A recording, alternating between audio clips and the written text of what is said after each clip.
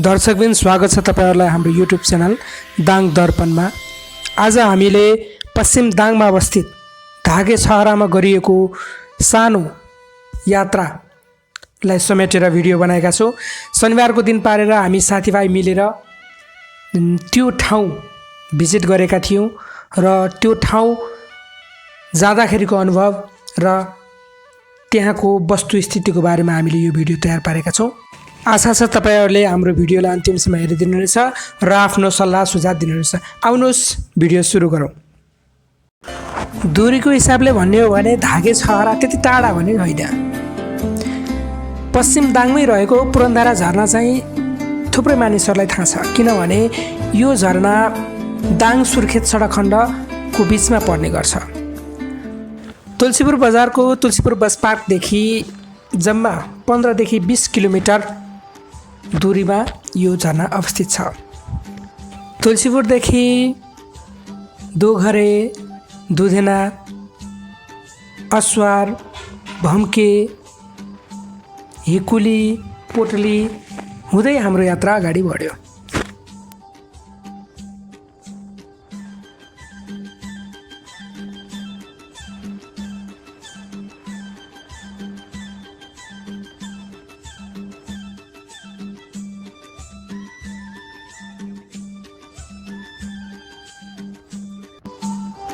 असोज महिना भएकोले होला वातावरण पनि सफा थियो।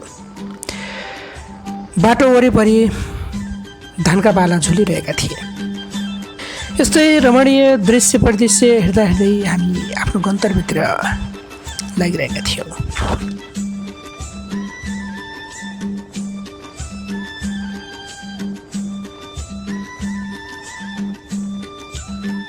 शान्तिनगर गाउँपालिकामा अवस्थित बहुला खोलामा एकछिन विश्राम गरेपछि हाम्रो यात्रा जङ्गलको बाटो अगाडि बढ्यो, जहाँबाट हामी चिसापानी हुँदै पञ्चकुले बजार पुग्न सक्छौँ।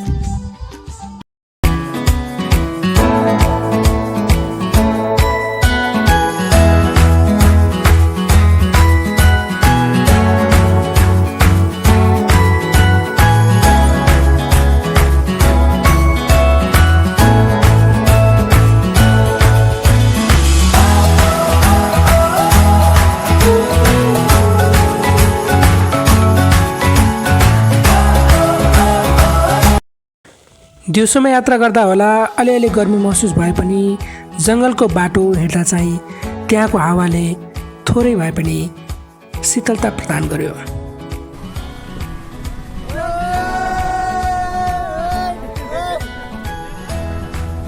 त्यसपछि हामी पञ्चकुले बजार र खिलतपुर बजार कटिसकेपछि हापुरेमा अवस्थित टङखोला नजिक रहेको बिजुली पावर स्टेसनमा पुग्यौँ। यहाँबाट हापुरे बजार पुगिसकेपछि हामी पिच नगरीको बाटो जानुपर्दो रहेछ। पिच बाटो हिँडिसकेपछि अब चाहिँ हामी गाउँतिर प्रवेश गरेका छौँ। गाउँको अब देख्नै सक्नुहुन्छ तपाईँले ग्राभेल बाटो, धुलाम्ने बाटो, एकदमै कष्टकर यात्रा त छ नै। त्यही पनि हाम्रो मनको उत्साह, हाम्रो गन्तव्यमा जान चाहने हाम्रो इच्छालाई रोक्न कसैले सकिरहेको छैन। हामी अनवरत लागिरहेका छौँ। अब चाहिँ लगभग 20 मिनट भित्रमा हामी गन्तव्य पुग्छौँ भन्ने आशा छौँ। यहाँ हेर्नुहोस् सुन्दर खाल भन्ने ठाउँ चाहिँ अब यहाँबाट 2 किलोमिटर माथि रहेको रहेछ। अब चाहिँ यहाँनिर देख्न सक्नुहुन्छ पहाड। हाम्रो देशको सुन्दरता भनेको यही त हो नि, पहाडहरू।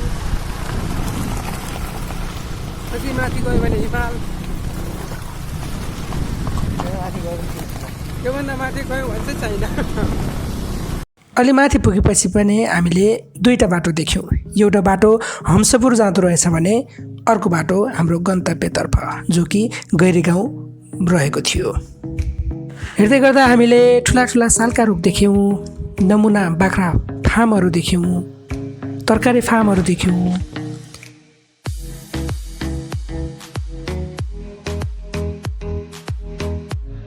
ठुला ठुला ठुला पहाड, लहलह झुलिरहेका धनका बाला, हरिया फाँट, यिनी सबैले हाम्रो यात्रालाई थप रोमाञ्चक बनाइरहेको थियो। यात्रा गर्दै गर्दा तिर्खाएका हामी नजिकैको पानीधारामा पानी पिइसकेपछि अगाडि बढ्यौँ। केही छिनको यात्रापछि हामी गैरी गाउँ पनि आइपुग्यौँ र हामीलाई आभास भयो अब हाम्रो गन्तव्य धेरै टाढा छैन।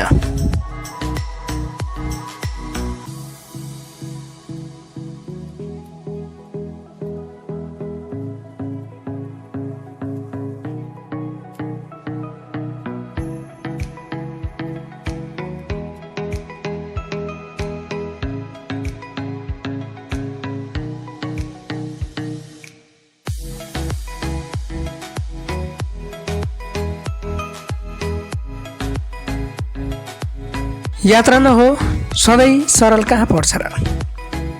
बर्खायामले कच्ची बाटोलाई झनै जीर्ण बनाएको रहेछ। अथाह मेहनत गरेपछि हामी बल्ल तल्ल त्यो बाटोबाट उम्कियौँ।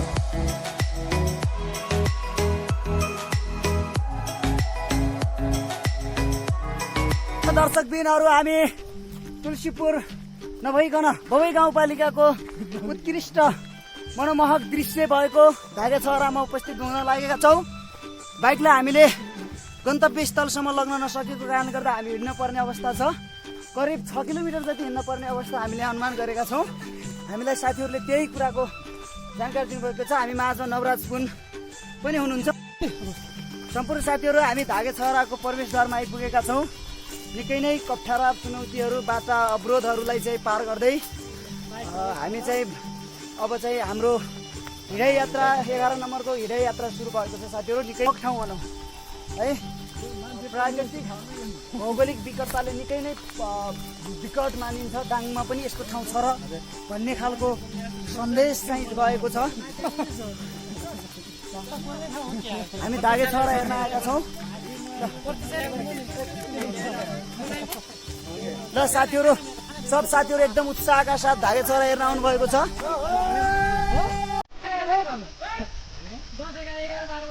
यो त धागे छहरा होइन,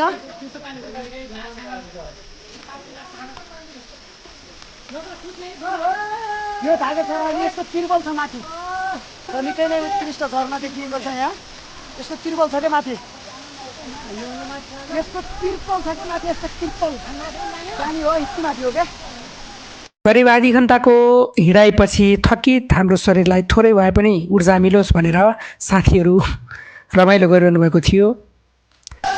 खासमा हामीले खोजेको धागे छहरा चाहिँ यो होइन। त्यही धागे छहराकै पानी अलिक तल बगेर यो सानो छहरा बनेको थियो। वास्तविक धागे छहरा हेर्न चाहिँ हामी करिब त्यहाँबाट 10 मिनट जति उकालो लाग्नुपर्ने थियो। त्यो बाटो त्यति सहज थिएन कुनै, किनभने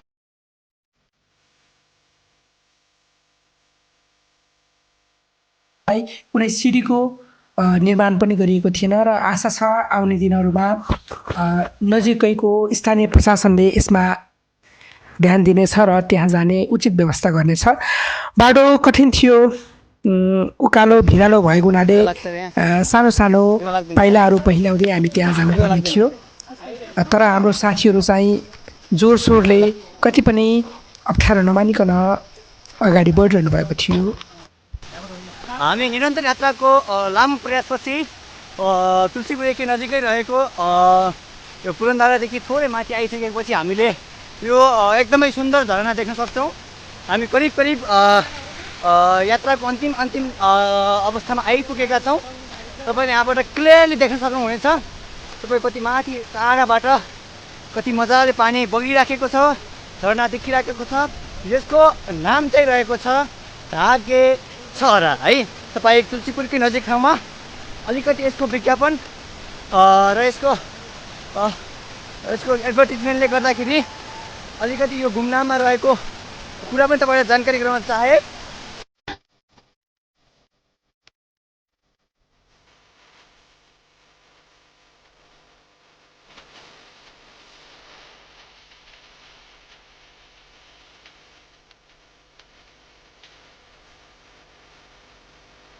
अन्ततः जति नै कठिन यात्रा भए पनि हामी आफ्नो गन्तव्यमा पुगेरै छाड्यौँ।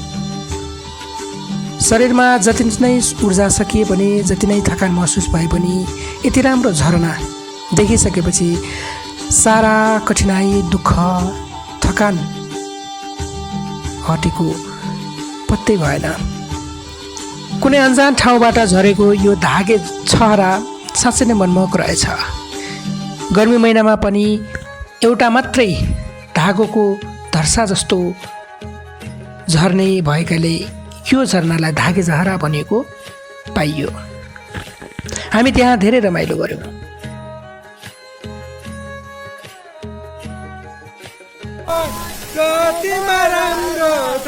मन त त्यहाँबाट फर्किने कहाँ थियो र? त्यहीँ बसिरहँ जस्तो, त्यहाँ बसी आनन्द लिइरहँ जस्तो। तर कुनै पनि यात्रा, जुनै पनि यात्रा गरिसकेपछि फर्किन त पर्छ नै। हामी अबेर त्यहाँ गएका हुनाले हामीलाई आफ्नो घरमा पनि त फर्कन थियो। त्यसैले त्यहाँबाट हामी करिब आधी घन्टा रमाइलो गरिसकेपछि पुनः फर्किन थाल्यौँ। यति रमाइलो ठाउँलाई स्थानीय सरकार र हाम्रो जिल्लाले हेर्ने हो भने पक्कै पनि पुरनधारा झरना जस्तै हाम्रो दाङ जिल्लामा मात्र नभई अन्यन्त्र छिमेकी जिल्लाहरूमा समेत प्रचार प्रसार गर्न सक्ने कुरामा कुनै दुई मत छैन। विश्वास छ यो कुरामा सबै निकायको ध्यान जाओस्। नमरी बाँचे कालाले साँचे हाम्रो भेट पक्कै हुनेछ। बाई बाई धागे छहरा।